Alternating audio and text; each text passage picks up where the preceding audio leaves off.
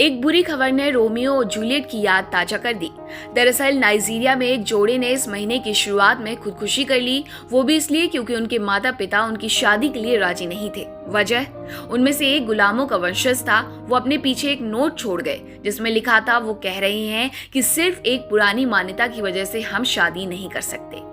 दक्षिण पूर्वी राज्य एनर्बा के ओकीजा के रहने वाले इस प्रेमी जोड़े की उम्र करीब 30 साल थी। नाइजीरिया में 1900 की शुरुआत में गुलामी को आधिकारिक तौर पर समाप्त कर दिया गया था। इससे पहले तक ब्रिटेन नाइजीरिया पर औपनिवेशिक शासक था, लेकिन मुक्त होने के बाद भी तब के गुलामों की विरासत ने आज तक उनके वंशजों का पीछा नहीं छोड़ा और इग्बो जातीय समूह की स्थानीय संस्कृति में उन्हें आज भी इग्बो से शादी करने की मनाही है, जिन्हें फ्री बॉर्न के रूप में देखा जाता है, यानी जिनका जन्म गुलाम के तौर पर नहीं हुआ। इस जोड़े ने लिखा, ईश्वर ने सभी को समान रूप से बनाया है, तो इंसान क्यों पूर्वजों की बात कहकर भेदभाव करता है। कई इग्बो जोड़े इस तरह के भेदभाव का सामना करते रहते हैं। 3 साल पहले 35 साल की फेवर उस शख्स के साथ शादी करने की तैयारी कर रही थी जिसे उन्होंने 5 साल डेट किया था, लेकिन फिर उनके मंगेतर के इग्बो परिवार का पता चला जो कि एक गुलाम की वंशज है। फेवर, जो खुद भी इग्बो है, कहती हैं उन्होंने अपने बेटे से कहा कि वो मेरे साथ कोई रिश्ता नहीं रखना चाहते। पहले तो उनके मंगेतर ने घर वालों की बात नहीं मानी, लेकिन माँ बाप और भाई बहनों के दबाव के आगे वो हार मान गए और उन्होंने अपनी सगाई तोड़ दी। वो कहती है, मुझे बुरा लगा, मैं बहुत परेशान हुई, बहुत दुखी हुई। गुलामों के वंशजों के सामने सिर्फ शादी की समस्या नहीं होती, उन्हें पारंपरिक लीडरशिप पोजीशन नहीं मिल सकती और विशिष्ट समूहों में शामिल करने पर प्रतिबंध है। इसके साथ ही वो किसी राजनीतिक पद के लिए दावेदारी नहीं कर सकते हैं और उन्हें संसद में भी अपने समुदाय का प्रतिनिधित्व करने से रोका जाता है। ओगे मडवागु पारंपरिक नेताओं से मुलाकात कर उनके विचार बदलने की कोशिश करते हैं, हालांकि उन्हें शिक्षा प्राप्त करने और आर्थिक उन्नति करने से नहीं रोका जा सकता।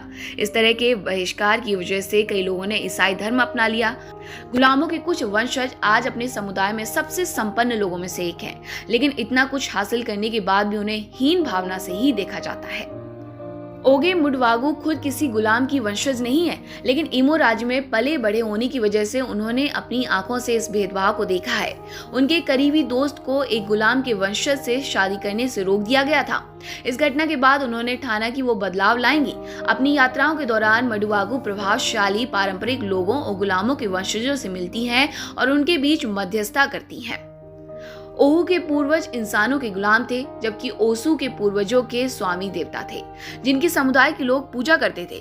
बर्कली स्थित कैलिफोर्निया विश्वविद्यालय में अफ्रीकी अध्ययन के एक प्रोफेसर उगो नोगची ने कहा, ओसू गुलामी से भी बदतर है।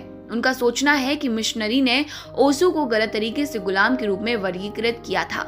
गुलाम गुलामी से ऊपर उठ सकते हैं और खुद स्लेव मास्टर बन सकते हैं, लेकिन जो ओसू तब तक जन्मे ही नहीं, वो कभी इससे ऊपर नहीं उठ सकते।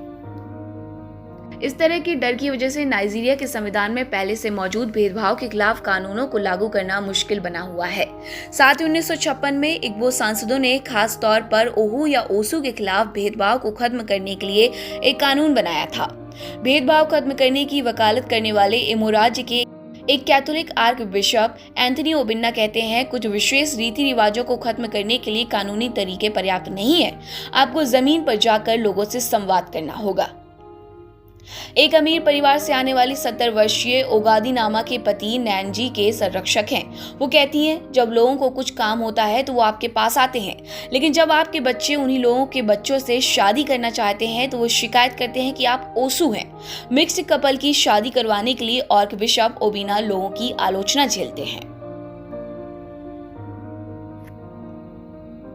नाइजीरियाई फिल्मों के अपने टीवी चैनल हैं, जिनमें काफी लोकप्रिय अफ्रीका मैजिक भी शामिल है।